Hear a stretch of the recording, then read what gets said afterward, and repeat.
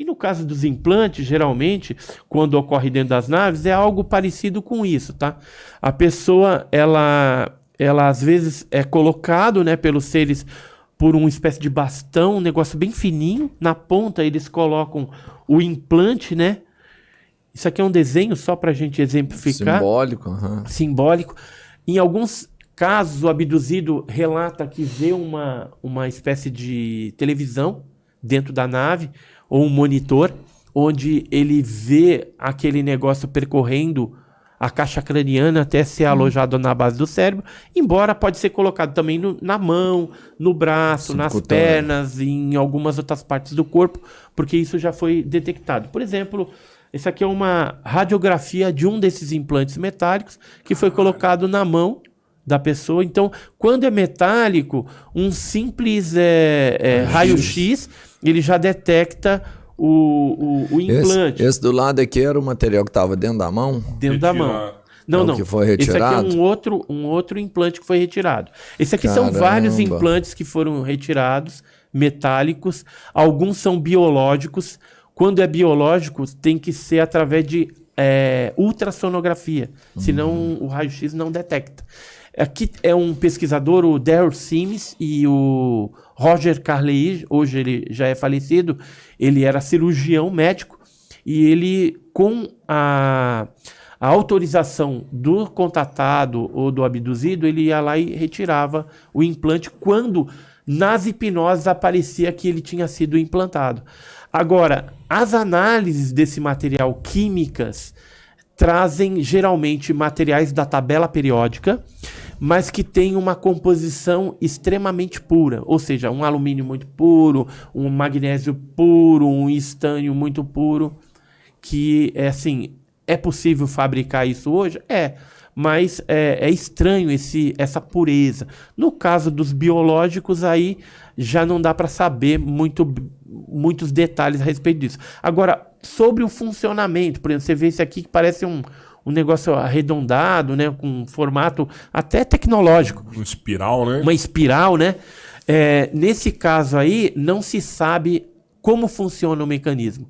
Porque se trata de um mecanismo que nós terrestres não temos tecnologia para poder rodar. É que nem você pegar um DVD, por exemplo, e dar na mão de um indígena lá de uma tribo do Amazonas. Entendi. E fala, se vira, negão, aí. Tem um monte de informações dentro do DVD, música, dados, etc. Mas ele não tem tecnologia para poder transformar, não tem um computador, um notebook, de repente, para poder transformar aquilo em informação. Será que isso aqui é para monitorar o ser humano o tempo todo, para eles aprenderem o nosso comportamento, coisas do tipo? Então, eu vou te falar de conjecturas, teorias que a gente tem a respeito dos implantes. Para que serve? A gente acredita que é um dispositivo que eles colocam, às vezes coloca na base do cérebro aqui na direita, e abduz a pessoa, coloca na esquerda, que é justamente para monitorar. E é como se a pessoa fosse uma espécie de câmera filmadora ambulante, ou seja, utilizaria a visão e a audição da pessoa para capturar imagens e sons, ou até colocar algumas ordens mentais, faça isso, vá para tal lugar, encontre com tal pessoa, faça isso, faça aquilo.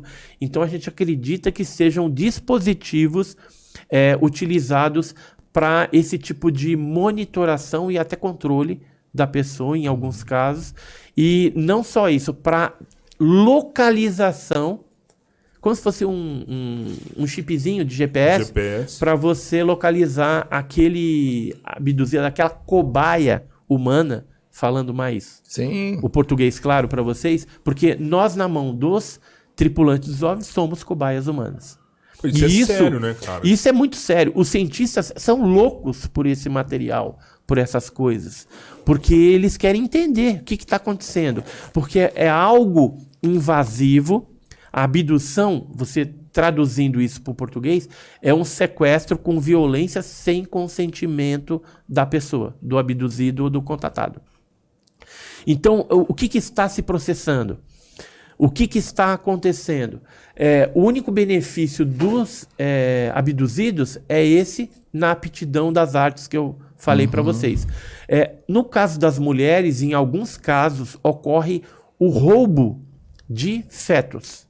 Ou seja, a mulher ela é inseminada, artificialmente ou não, às vezes tem in loco mesmo, e relação física mesmo, que aí não se sabe se aquela outra pessoa que está tendo a relação é um ser humano, ou se é algum híbrido deles, ou se é algum ser mesmo tripulante da nave. Mas ela lembra dessa relação sexual que ela lembra teve. através de hipnose, né? E depois tem alguns casos que ela é levada novamente para dentro da nave para ver esses fetos.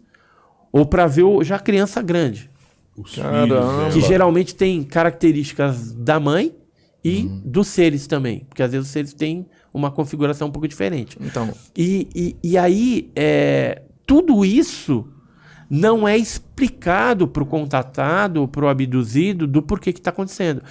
E eu acho isso uma sacanagem desses seres, e deve ter um motivo desse ocultamento da raça humana, porque eu acredito assim, talvez, aí é uma conjectura, talvez se nós soubéssemos que eles estão fazendo isso para um benefício deles, a gente conseguiria interromper o processo, e interrompendo o processo, os maiores prejudicados seriam eles. De que forma? Porque, de repente, eles estejam num estágio que eles precisam de algum material genético nosso, né? Então, utilizam a gente como cobaia humano para o fim.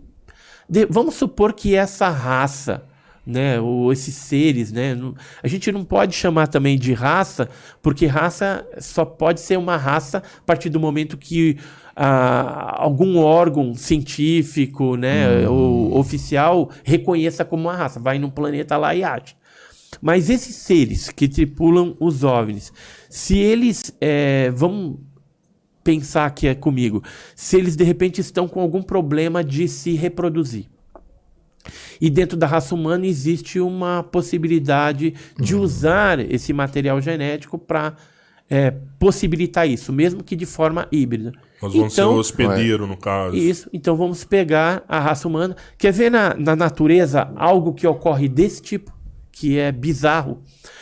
Existe a aranha caranguejeira, já ouviu falar na aranha caranguejeira? E tem a vespa caçadora, que é uma vespa que ela, em determinados momentos, ela encontra a aranha caranguejeira, ela ferroa, né, a aranha, e nisso que ela é ferroada, a aranha ela paralisa, porque ela solta lá uma substância, um veneno, uma substância que paralisa ela por alguns momentos. Aí o que a vespa faz? Inocula, coloca dentro da aranha um óvulo, que que depois vai se transformar numa larva, que vai comendo a aranha ainda em vida, e depois leva a aranha caranguejeira à morte, e aí nasce uma nova vespa. Então vamos levar isso pro lado ufológico agora. Isso aí é o que acontece na natureza. Imagina uma comunidade de aranhas. Então essa é os terrestres. E os terrestres ali estão vivendo sua vida. Algumas aranhas são atacadas, não todas. Então essa aranha que foi atacada, ela vai chegar ali na comunidade dela e falar: olha, amiga, eu outro dia estava andando ali no bosque e tal, e aí vem um ser alado, um negócio diferente, um OVNI, né? E aí eles me paralisaram e tal, mas depois me largaram e tal. Aí as outras aranhas falam: você é doida? Isso aí não existe. Eu nunca vi esse negócio, não existe. Porque a maioria não está sendo usada dessa forma. E aí passa o tempo, depois a vespa, ela... né, a aranha morre, a vespa nasce e a comunidade das vespas continua existindo. Se a aranha soubesse o verdadeiro objetivo da vespa, o que ela faria? Essa aranha que foi inoculada e que já teria isso dentro, que é uma hospedeira, ela se mata ali, né? Ou matam ela, ou tira, ou coisa. E o que vai acontecer com a comunidade das vespas? Vai extinguir. Então vai ser prejudicada quem? As vespas. Então a vespa nunca vai deixar conhecer para a aranha esse processo macabro. Claro. Né? Porque ela depende. Então, da mesma forma, esses seres dependem de alguma coisa da raça humana, Por isso que não teve ainda o contato final, por isso que não desceu na praça pública, e aí... Mas vai chegar um momento que isso vai acontecer.